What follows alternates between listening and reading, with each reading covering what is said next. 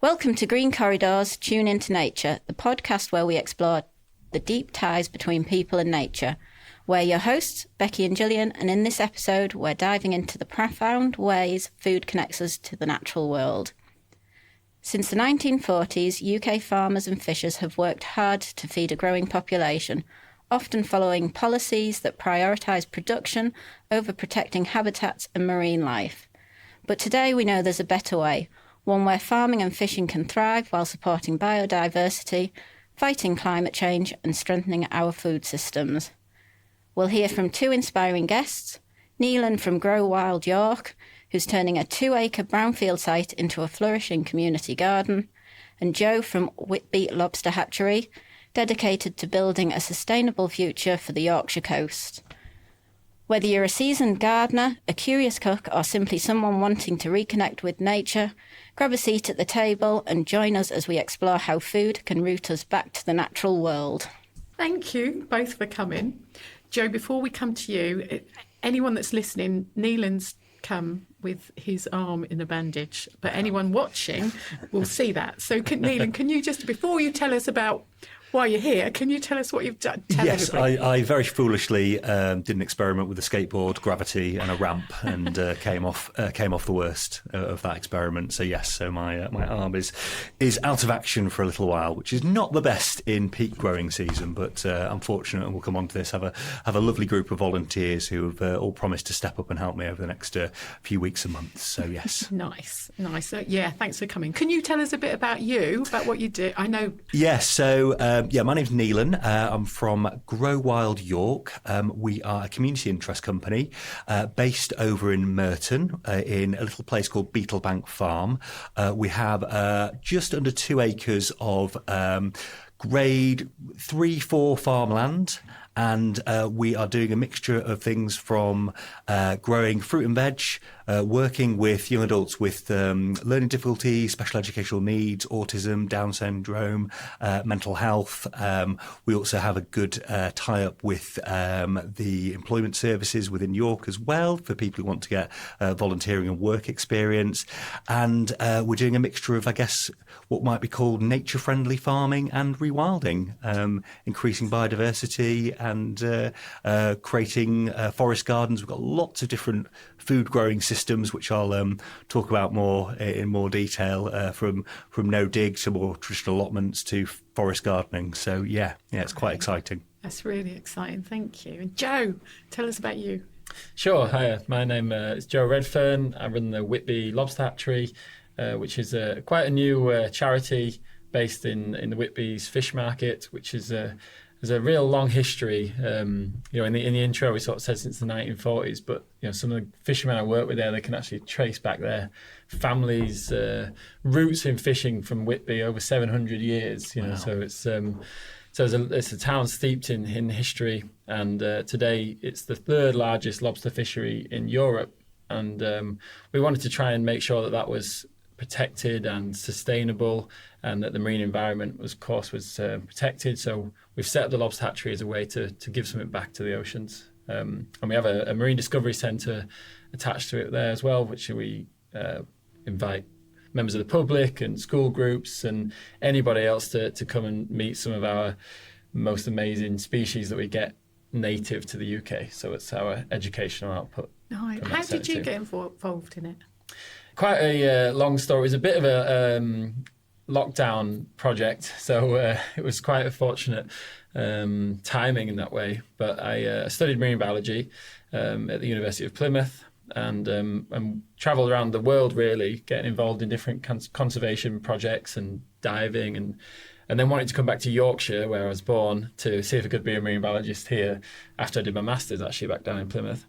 And so that took me to Whitby to work for the kind of fish police, the Inshore Fisheries and Conservation Authority, which is like a local government agency which monitor the stocks and enforce the rules. So now I was an environmental officer for them, and that actually finished just before lockdown. And the idea to have the lobster hatchery come from the fishing community themselves, so from the merchant and from the fishermen, you know, that really recognise that there's been a huge increase in the amount of lobsters being landed 400% in the last 15 years. And, history sort of dictates that is going to come crashing down at some point. We can't keep going up forever. So, and I thought, the hatchery sounds like a brilliant idea. It was kind of finished the job with the IFCA, started actually fishing commercially as well. So it's a bit of experience for a couple of seasons on a commercial fishing boat, fishing for lobsters. And really the hatchery just kind of meshed all those three perspectives up quite nicely of conservation, management and commercial fishery. So, so kind of over lockdown, dedicated a fair bit of time to get it off the ground. You got it off the ground? Yeah. Wow. Yeah. So it was myself and Terry Pearson, who was the merchant, who was the first two founders of it, really. And now we've grown, into a charity and a CIC, which is the visitor centre, and a really strong team of lots of amazing committed people now. So really pleased to where we've got to. Yeah, really amazing. It just shows what experience, how experience and listening to people and their experiences can produce something amazing, because you need people that know the waters, know what the systems are. You need all of that to create something. But we'll talk more about that in a minute, won't we? Not in a minute, whenever. But however, whenever. But Neelan, how did you come about doing what you do? Yeah, it was quite serendipitous, really. So I've been growing my own food for years. I had allotments and window boxes where I didn't have allotments, etc., and pots and back gardens and all that kind of stuff. And then I used to work for the Yorkshire Wildlife Trust. Was furloughed during lockdown. And there was a community project starting up at Beetlebank Farm, which was a community-supported agriculture project. That project kind of started and didn't get really enough traction, so that the farm owner invited me on to kind of have an interview to say, look, would I like to run this project and take it on initially, and it's how we pay our rent now, which is quite nice. She wanted some pumpkins growing to carve at Halloween for the kids that visit the farm, and effectively she had a few paddocks, 2 acres of land that wasn't being used for, so wanted to make that into more productive land. And then we got talking, realised there was a big need for a rural mental health hub, services around that for people who wanted to have the growing skills. Obviously, after lockdown, and during lockdown and COVID, people were kind of yearning to get back outdoors, explore more things. I think food insecurities as well were becoming more of an issue, with certain things not being on the shelf, etc. So all those things were kind of a happy accident. And then we just kind of said, let's give it a go. And forever grateful for the Sereno family at Beetlebank Farm. They gave us some seed funding to get Grow Wild set up for the first 6 months, and that allowed us to get the bank account set up, apply for grant funding, and now stand on our own 2 feet a little bit more. So yes, I think she got some of the most expensive pumpkins known to man in the first in the first 6 months, but it's taken us from strength to strength, really. Did you know what you were doing before you did it? Not really, if I'm perfectly honest. I kind of I'd grown, but to be able to grow at scale, it's a bigger challenge, as all growers and farmers will tell you.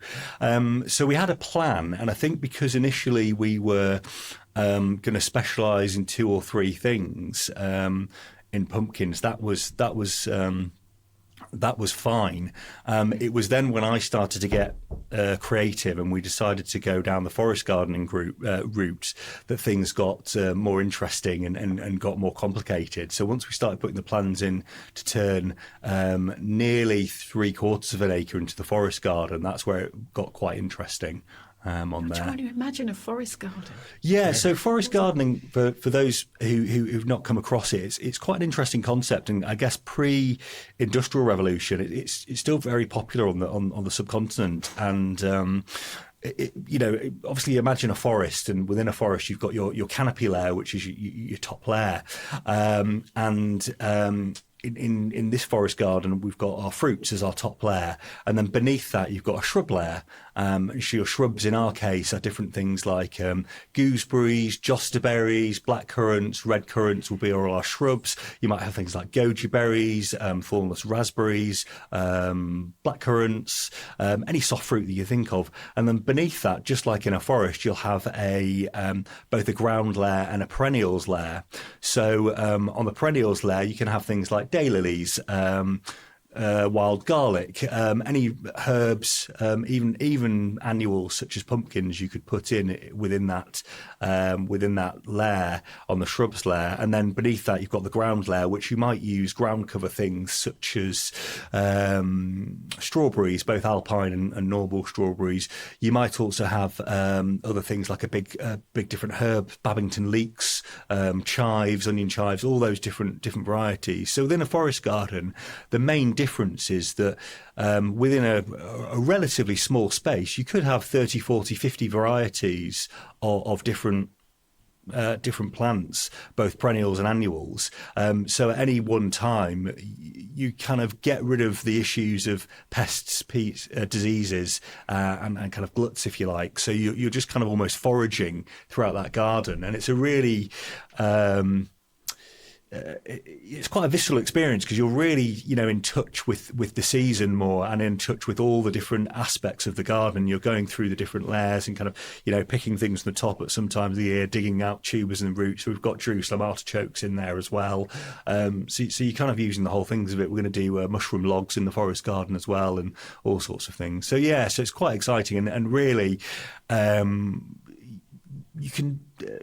it's so creative and open. You can do whatever you want within reason, and create lots of diversity. And obviously, the amount of pollinators and different species that you get in because of that just creates this real biodiversity and abundance. And what's been really inspiring for me is seeing that quite unloved and almost like an ecological desert of farmland where it's a bit of ryegrass and some Yorkshire fog going to this really vibrant, really buzzing, visibly buzzing space. Sounds amazing. And it feels like, when you're explaining it, feels like it makes complete sense. The layers make why wouldn't you do that? Absolutely. But not that I have the knowledge to do it, but when you're explaining it, it makes perfect sense. Yeah, and you're really maximising your output and maximising your land through that vertical gardening. Yeah. On that as well. And obviously the shade as well is obviously probably more important. A lot of people think, everything needs quite a full sun, but actually, with climate change and that warming climate, those spots of shade that the trees will create, will help a lot with water retention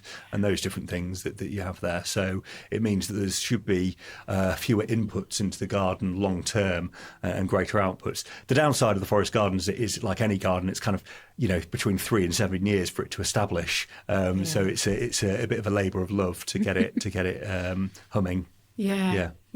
I struggle to keep the things at bay, in my garden, the weeds and stuff. Never mind, you've got layers and layers and layers. You need an army of volunteers. That's it. But is that a similar approach when you're thinking about the sea? Can you think about the sea in different layers? How do you? Yeah, you certainly can. I mean, it was just kind of thinking as you were sort of explaining, not in a way as it's sort of growing things in the sea, but, as it sort of naturally grows.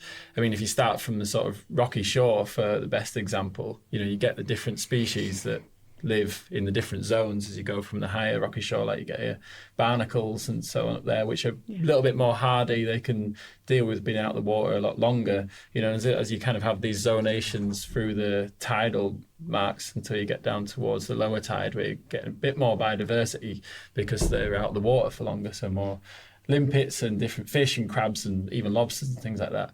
And then that continues through the layers of the ocean. So the big input is the sun. So in the top layer, see the sunlight is penetrating through it. So you're getting seaweeds that grow because they're getting the sun there. And then as soon as you kind of get out of that layer where you're getting the power of the sun, it's a whole different environment really, because there's not that input from the sun. So but I think the only main difference in the oceans is you're getting a lot of mixing as well, where they're getting these upwellers coming from the deep ocean, that bring nutrients, and all the currents and everything's kind of can mix a bit more as well. So, yeah. I'm just trying to. Well, first of all, it reminded me of we had a forager on from Scarborough, didn't we? Yeah. He used to he was foraging on the beach, and he brought us food from the sea, didn't it? It was amazing. Yeah, pepper dulse. Well remembered. I Hey, was trying. hey. It's nice. Yeah. But what does a hatchery look like? Yeah. Lobster hatchery. What does a lobster hatchery look like? Yeah. So we've converted. It was actually the whitefish auction shed in the part of the fish market in Whitby. And as I said, it's a long standing fishing community in Whitby, but it's gone through all these different trends over the years. If we sort of go back to the 1800s, it was a massive whaling port, as a lot of people know. And we still got the whale bones though to signify that. And but that collapsed basically. The boats started to come back without catching anything. So I think it was 1837 was the last whale boat to come back, and then the end of that season. So we had this boom and bust with that. That then happened later on with the herring. So Whitby was famous for its herring, and there was a travelling fleet. But you speak to some of the older guys, that either their dads were around then or they were themselves, and they said the amount of herring that was being landed onto the quayside was huge. And there's the herring girls that went round and by train and processed the fish, and there's a whole culture and community around that. And the herring actually supported the tuna. So around the Yorkshire coast was famous for tuna, and it was Whitby held the record for the biggest line caught tuna until about a couple of years ago. But again, similar thing, that collapsed. It was overfished and poorly managed. And then more recently, that's led to a whitefish fishery. So the cod and the haddock, and the room where the hatchery's in was where all the whitefish was sold. So in the trawling days of the 70s, 80s, 90s, and early, just the turn of millennium basically, there was bigger trawlers operating from Whitby and along the coast. And all of that fish was sold through the room that we occupy now. But again, a similar story, that collapsed. So from 1991, when I was born, there was 27 trawl boats operating. But by 2005, only one was left. So, a sharp decline.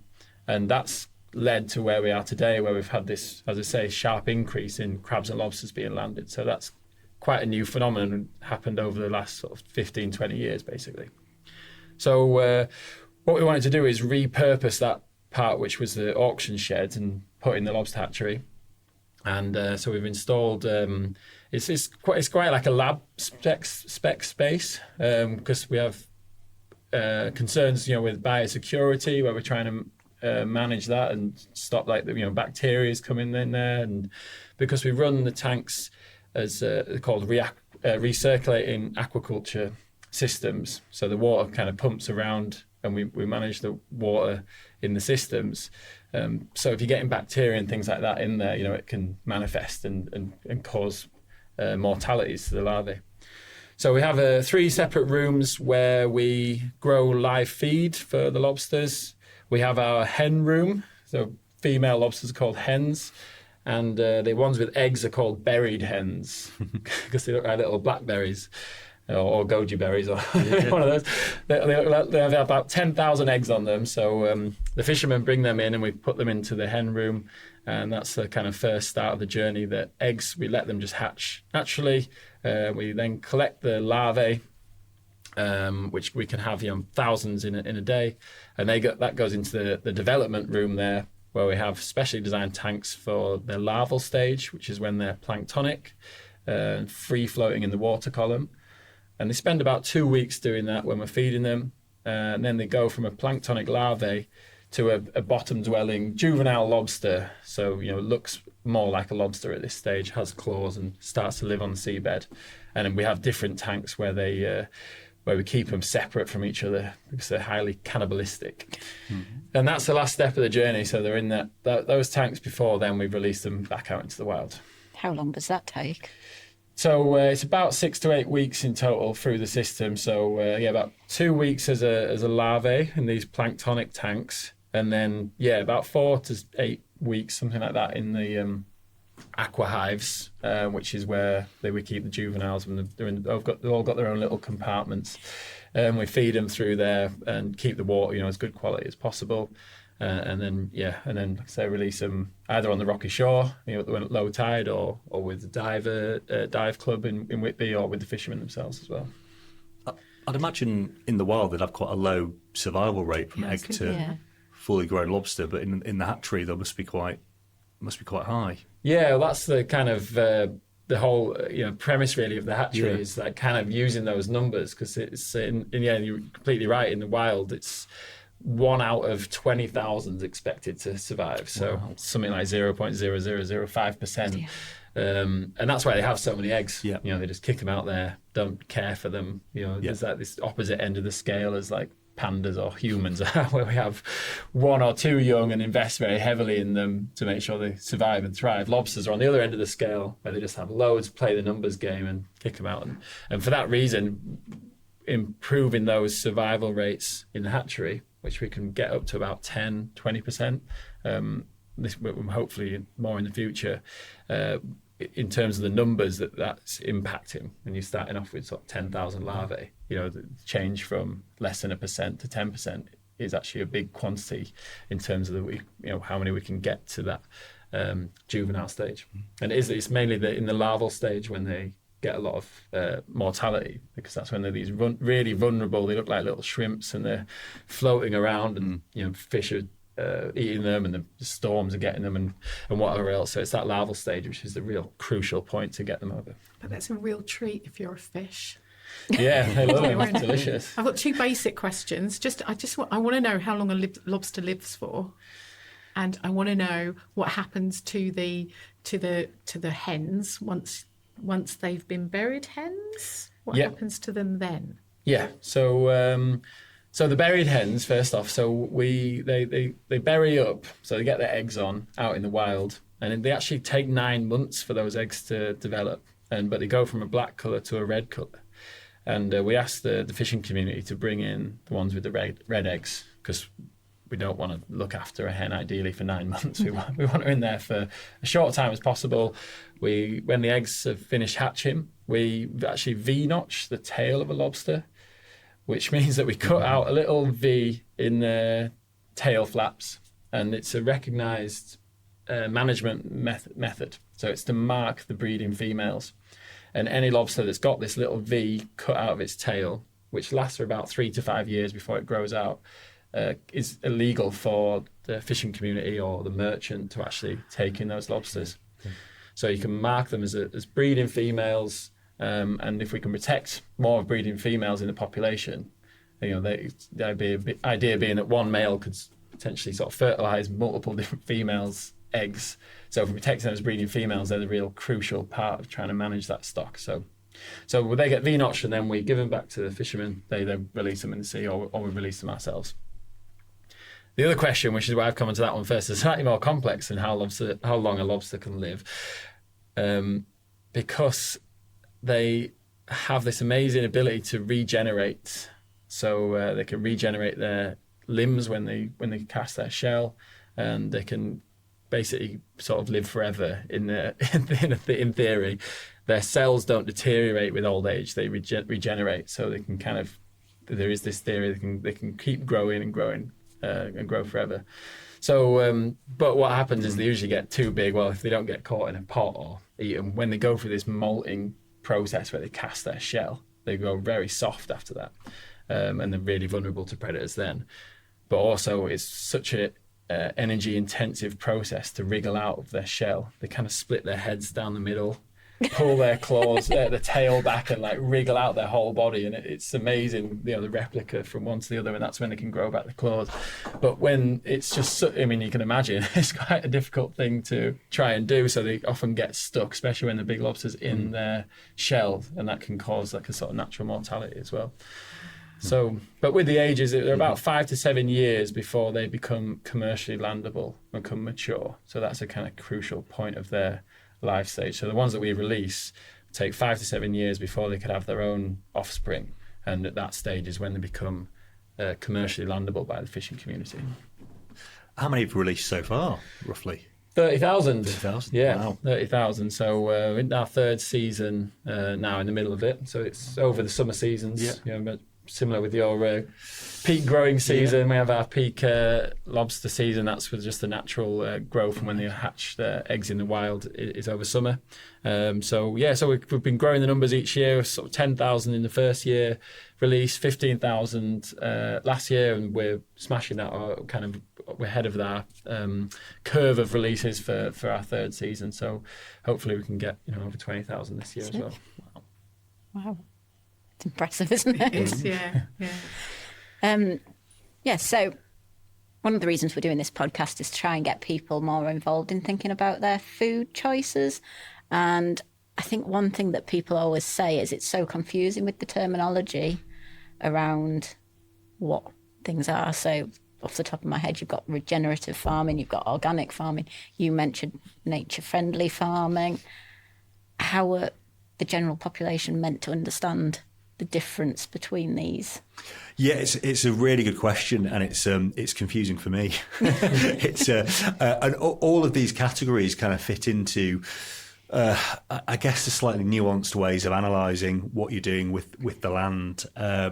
So you've got regenerative agriculture, which is a mixture of can be as simple as kind of planting trees alongside grazing cattle. So you'll have some quite mature trees, and then the cattle eating the tree hay, and then there's silversteining as well, which is a slightly different way of doing it. Nature-friendly farming, I think, is more around the biodiversity net gains and 30% biodiversity or 30% of land being put aside for nature by 2030. So nature-friendly farming is where farmers are putting aside marginal areas or less productive areas of their land and leaving them over for wildlife. Potentially extending their hedgerows or widening their hedgerows and doing things like that.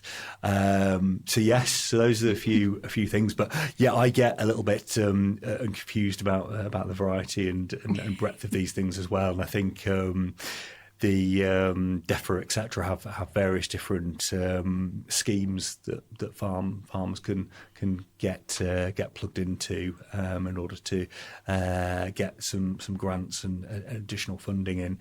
We're tiny really, so we're too small to access any of those kind of things. So we kind of label ourselves as these areas because really a third of our land we have put aside for a mixture of a wildflower and a wood meadow, which I'm happy to talk about now. Please do. So talk about that. So wildflower meadows, we're probably all fairly aware.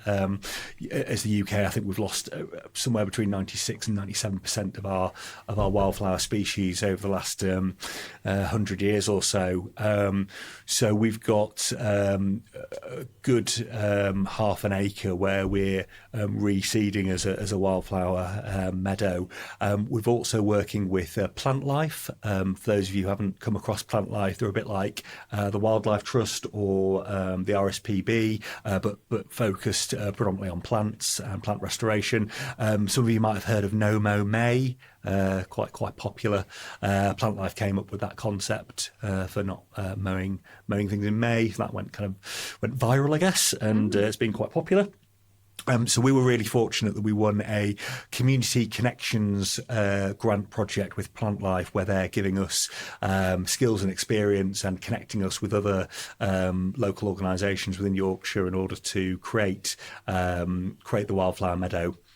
And as part of that project, we decided to link a food growing aspect to it. So we were looking at this concept of wood meadows, where effectively you've got open canopy woodland, and then meadows within that open canopy woodland. So you might have quite dense scrubby areas with a few trees in, and then large swathes of wildflowers, and that would be aspects of a wood meadow. In our example, what we're growing is walnuts, sweet chestnuts, hazelnut, cobnuts, and dwarf lime as effectively crop trees for crop on there.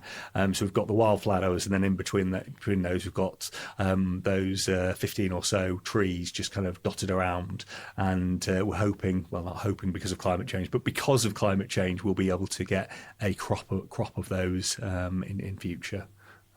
So yeah, it's quite exciting. And again, from a biodiversity perspective, it's just another little string to the bow. So yeah.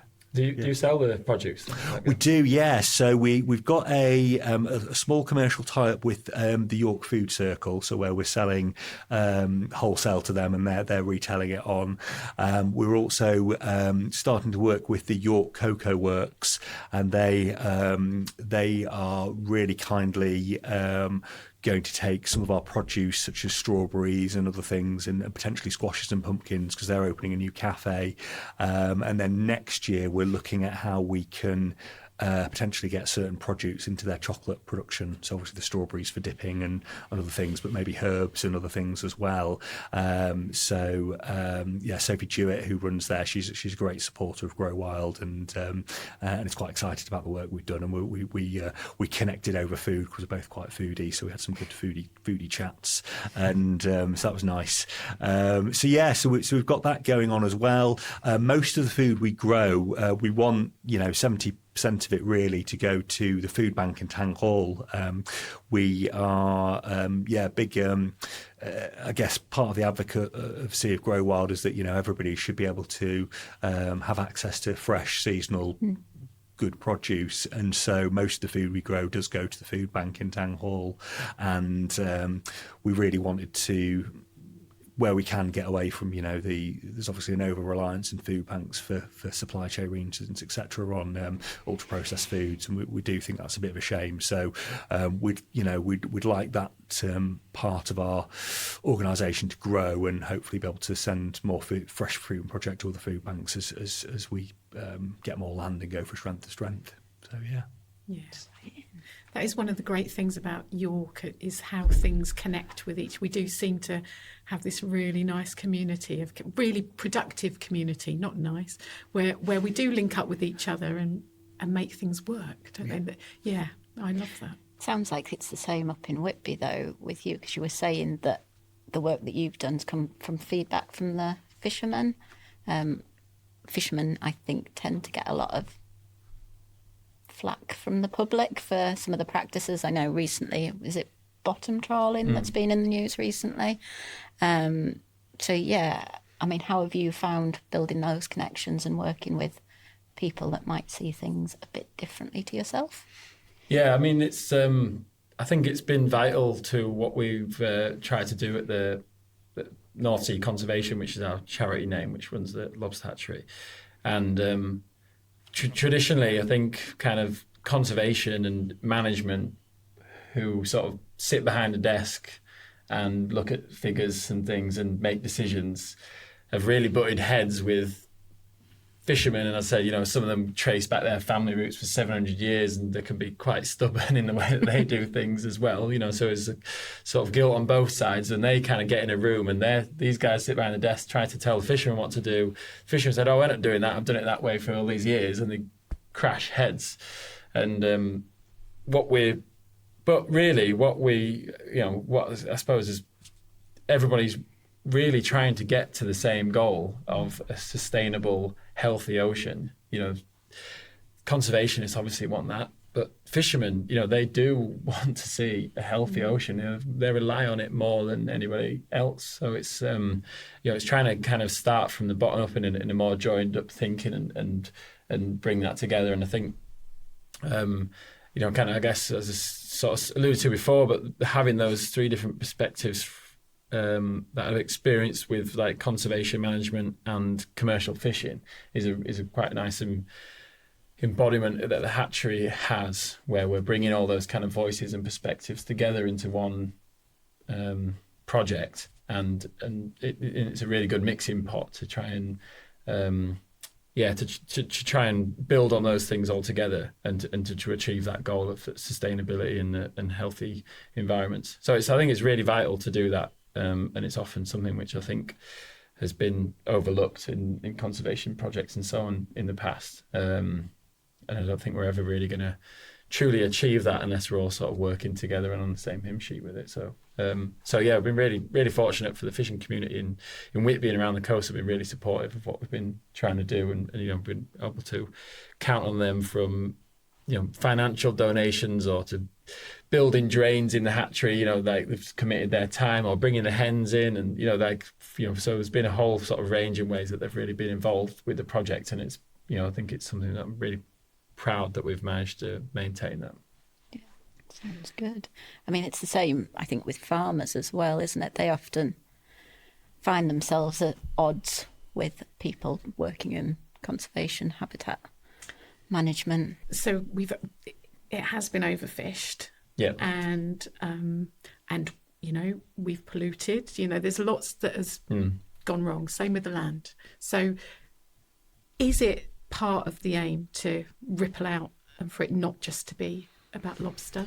Yeah, definitely. And we've kind of done, the hatchery was always our key flagship project, which we wanted to deliver on. And like I say, we're only coming to our third year at the moment, so we're still finding our feet in some ways. But the charity's name is North Sea Conservation, which gives us that ability to have a lot broader stroke, and that is we've done some strategic planning as a charity recently, and bringing in different voices from the fishing community and elsewhere, and ultimately we're looking to have a broader stroke for a more balanced environment, marine environment, balanced in the way that it's used by fishing communities and balanced in the way that the ecology is protected and the ecosystems are protected. So that is the kind of, our grand aim is to have a broader stroke approach for conservation and across the whole marine environment, really, in the North Sea. But it's kind of all starting with the hatchery, and I think like you kind of talked about a bit there, but the educational element that has as well has like an overspill effect. Fishing community are coming in, engaging with it, seeing that the conservation can work, and it can be bottom up, can be sort of led by them, and I think it's inspiring other ideas and other projects and things to come off the back of it, and that's what a really good sort of catalyst. I hope that it will bring about some more positive change as well. That is how good projects come about. It's from those experiences, isn't it? And from other people's experiences, and things evolve because people start to generate great ideas when good things are happening, don't they? So yeah. But the one of the problems, and it's the same with farmers at the moment and fishermen, there is a bit of seemingly a top-down attack almost, on our food producers, which is causing a lot of issues, across the country now, and that is not helping to try and come at these things together for because it doesn't feel like it's coming from a bottom-up approach, and the farmers have been protesting, recent news in the bottom trawling and things like that. The fishing communities feel like it's all coming down on top of them, rather than they've been part of and I imagine it's the same with the farmers as well. They don't feel part of the conversation, the decisions that are being made, and at the end of the day, it's massively impacting their livelihoods and their, how they live, and how they have lived for many years. So yeah, it's a challenging time, I think, in a lot of ways, and there definitely seems to be a lot of pressures on our food producers at the moment across both land and sea.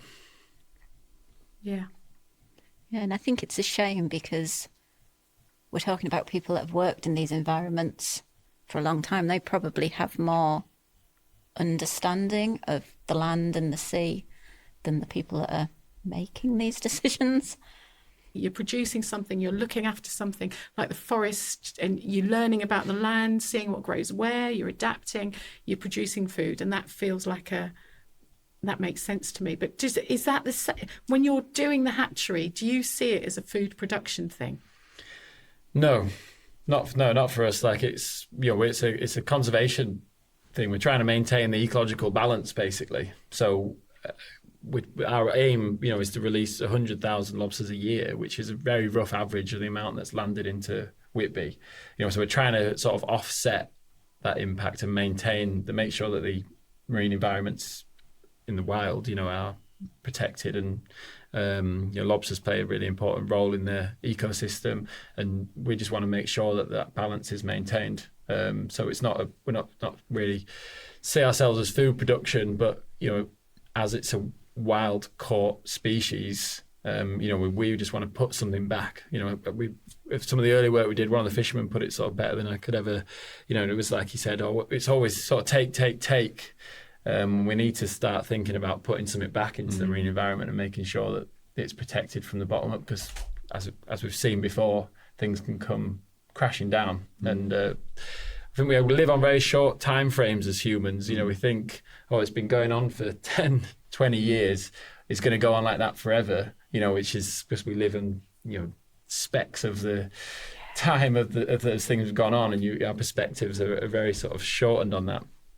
And things can go wrong, and things aren't always as stable on a longer time frame. So that's what we're trying to do, is build in some of that sustainability and resilience to the ecosystems, which we hope then will have a ripple effect onto building more sustainability and resilience into our coastal communities as well.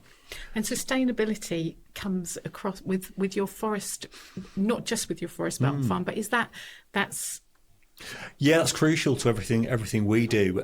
We kind of take again, throwing out some of the buzzwords out there, we're taking a permaculture, no dig approach. So we're on quite heavy clay on the land. So part of our circular system within the farm is we take all the barn waste. So the Beetlebank Open Farm is kind of like a tourist attraction, petting zoo. You can go with your kids and your family. It's a fantastic day out. So they've got the rabbits and the guinea pigs and pygmy goats and alpacas and llamas and all sorts of rare breeds. So we take all the waste from the animals and we process it. We also take all the waste from the cafe and process that. So we turn that into compost and then create what are called no-dig raised beds. For those of you who haven't come across no-dig before, effectively you put some cardboard down as a weed suppressant, and then you build up layers. In our case, it's the barn waste that we process. And going back to the York Cocoa Works and the local coffee shops, we take coffee husks, coffee grounds, cacao husks, and the cacao grounds from this waste, and mix that with spent mushroom compost and llama manure and alpaca manure. That's our magic formula, and it's amazing that we then put these in in wooden boxes that are then covered, and the temperature rockets up to 60-65 degrees, burns loads of stuff off and then drops back down again, and within a couple of months we then get a decent kind of crumbly compost, which we'll then put out, and then we can plant straight in, and that's quite a high value, high feed substrate that we can then work with. So that saves us two things: our backs, so we're not kind of trying to grind down this really heavy clay and turn over this heavy clay every season. And also there's been loads of information more recently about how potentially in farms in the UK there's only 25 to 30 more seasons of harvest, because we've destroyed so much of the layer of the topsoil through overuse of pesticides, fungicides, and tilling has kind of destroyed the microbes within the soil, and that's quite frightening, really. So through a no-dig approach, we're really protecting the soil, actually building on those layers year after year, and creating there's more life in a teaspoon of soil than there is on the whole planet or something. It's a funny stat. I'm not sure that quite works, but you know what I mean.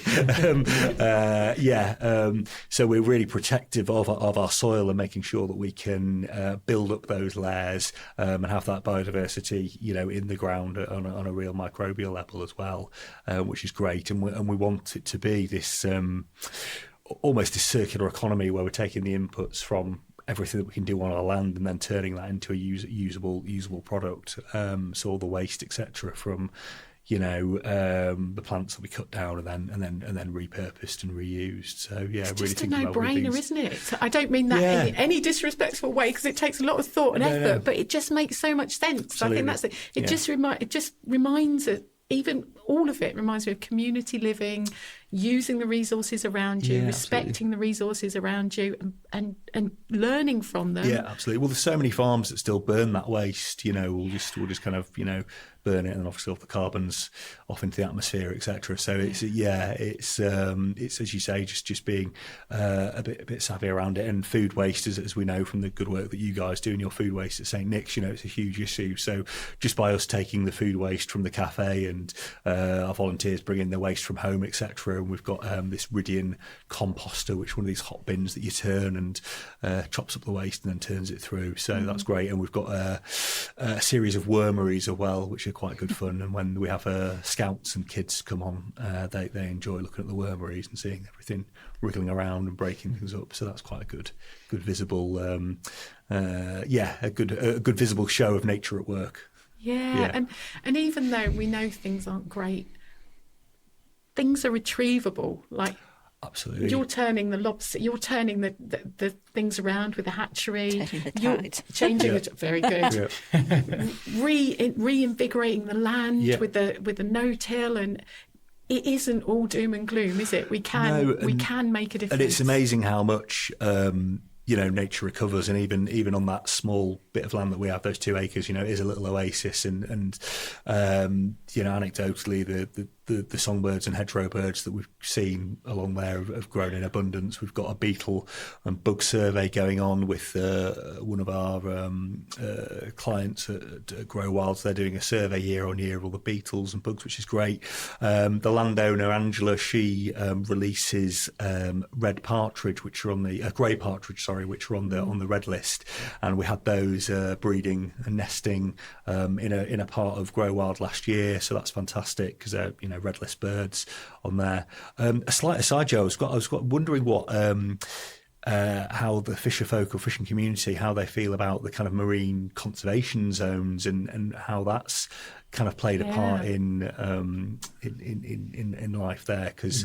The studies are that if you leave kind of 30% of the oceans alone, then actually you create much more abundance, and the ocean itself has probably got one of the biggest potentials for recovery of any ecosystem on there. So, I mean, it's obviously a kind of a hot topic at the moment with the recent announcements, and it's a difficult one. And I think what the kind of viewpoint, I think, is from the fishing communities is that they want to see things protected and abundant, but done in the right ways. And I think what the kind of feeling is with this kind of recent announcement is that it's not very well sort of thought out, and it's kind of a big number to grab the headlines to say 30%. But there's actually some studies that have looked at these bigger scale MPAs, and they don't have as much impact as well chosen, well researched and thought out smaller protected areas that are protecting certain bits of habitat or special places for biodiversity, which could have a bigger impact. So I think people are concerned that it's a kind of again, like a sort of top down thought approach to it, whether we're going to try and protect big swathes, and some of them that don't need protecting because they're not the kind of producers of the biodiversity. And there's a huge issue in the marine environment and the marine space that's being used up, from gas lines to wind farms. There's all sorts. If you look at a map, if you look out at the ocean, it looks like a blue and touch sort of paradise. But when you look at a map, especially around the UK, with the shipping channels and wind farms and pipes and data cables and everything that's going on in there, there's this spatial squeeze that's kind of increasing, which is impacting people's lives, and this will add on to that. So those are some of the concerns. I think personally, I would like to see more protection from some of the most destructive forms of fishing. Like scallop dredging, there are other ways to catch scallops, and it's really so damaging to the environment. And I've been in the pub with grown men in Whitby that have fished and angled for cod, and the scallop. They never used to know there were scallops around Whitby until about 10 years ago, And one boat was coming to get his boat fixed at Parkhall and in Whitby at Scallop Dredger, and just half put my dredgers down to see what's there, and filled up. And then a few weeks later, there was about 30 dredgers around the coast, and there was no protections there. And this guy said, the grounds that I used to know where the big cod were, been going there for years and years and years, they were just all gone, basically. And he was in tears from that, because he's just so heartbroken to see that decline.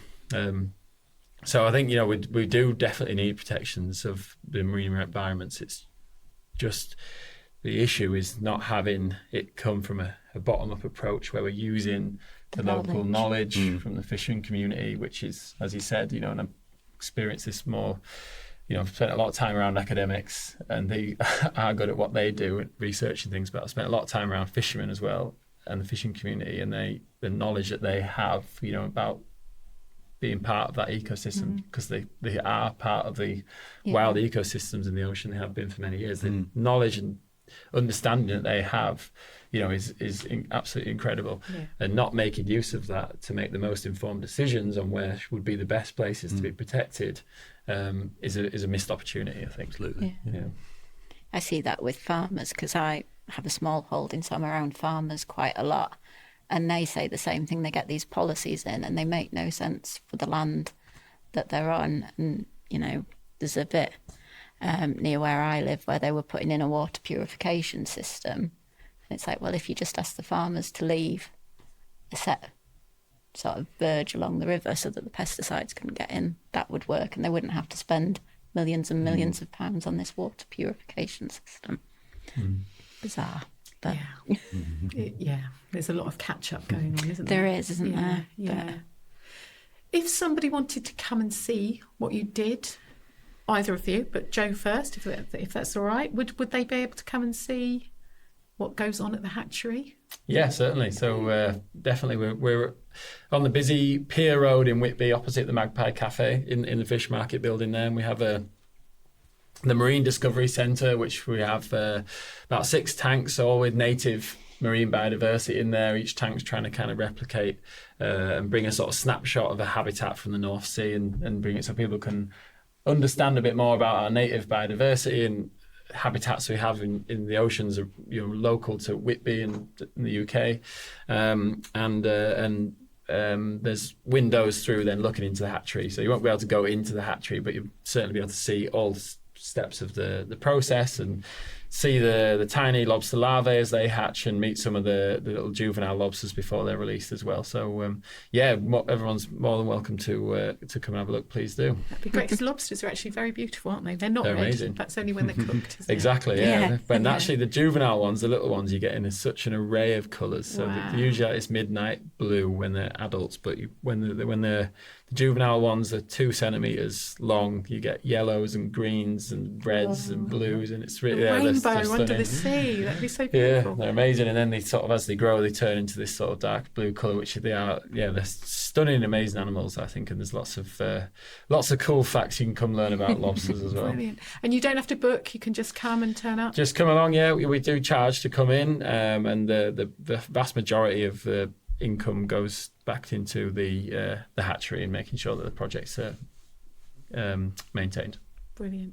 And it's not going to come to an end all of a sudden, because you have to rely on funding and income streams, I suppose. So. Yeah, I mean that's always a concern. I think for any small organisation, especially ones that are new, we don't get paid for putting lobsters back out into the sea.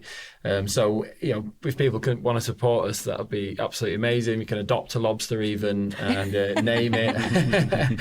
And we'll give you email updates of how it's making its way through the hatchery and where it's been released. So, it's a good way for people to engage and adopt. But we are fortunate to have some really good supporters from the Woodsmith Foundation in Whitby that's linked to Anglo-American, the potash mine, the fertiliser mine, and some of the local wind farms like SSC and RWE. They're very supportive as well, and local businesses, from Whitby Seafoods and many, many others that contribute and help maintain our longevity, really. Yeah. So, really, really grateful for everyone that's been part of that.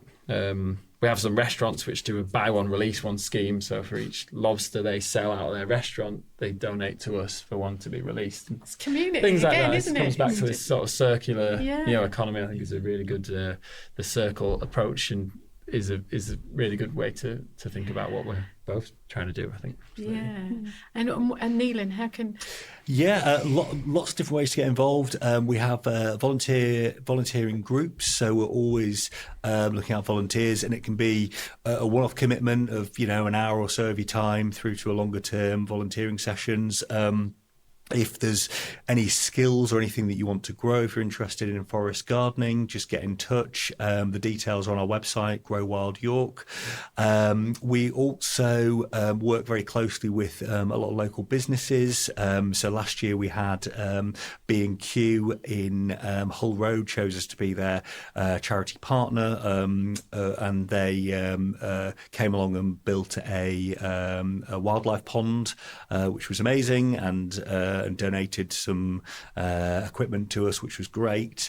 So that was really appreciated, and obviously the pond's great for extra biodiversity. So if there are any small or large businesses out there, companies out there that want to come along and have a volunteering day, we kind of do a small per person charge for that, but I'll put on a nice day for people. We've done tree planting in the past, creating ponds, as I said, hedgerow planting, planting, potting on, a whole range of different things, and it can be anything from the quite heavy work to shifting compost around through to just working in the polytunnel and the kind of plant nursery. So we can do a whole variety of things. So different ways to get involved, and then obviously if there's anybody out there on the kind of more back office side of things. We don't really have a social media presence. So if there's anybody out there that wants to take on that challenge or wants to be involved in fundraising again, just drop us an email and we'll have a chat. So there's always, we can always find space for brains and brawn. Nice. So it's out there, Yeah, and we'll put details in the Perfect, description thank for you. this for everything, so people can find you. And if somebody came to Beetlebank Farm, would they be able to wander around your Grow No, Wild or not? the Grow Wild area is kind of closed off to Yeah, the public. okay. I will happily give tours to anybody who wants to come and have a tour. There's been university students and others that have done surveys and tours and bits and pieces there. So if you are interested in kind of that side of thing and want to have a bit more of a detailed workings around no dig or forest gardening or anything, I'm always open to showing people around what we've done and answering and asking questions and having a good chat to anybody. So yeah, more than happy to do that. But we are close to the public, just to kind of protect our produce really from the commercial side of things. So yeah. I'm already thinking about our Christmas trip and Christmas gifts, because I think buying a lobster from releasing a lobster. Adopting a lobster. No. I won't fill you up very much. Thank you both so much for coming in. It's been really interesting, and and really looking forward to visiting both of your sites. So thank you. Yeah, it's been really great. No, thank you very much for thanks for having us. It's been great to tell you more about the work we've done, and it's been a really pleasurable little morning. So yeah, it's been great. Yeah, really enjoyed it. So yeah, thank you very much for the invite.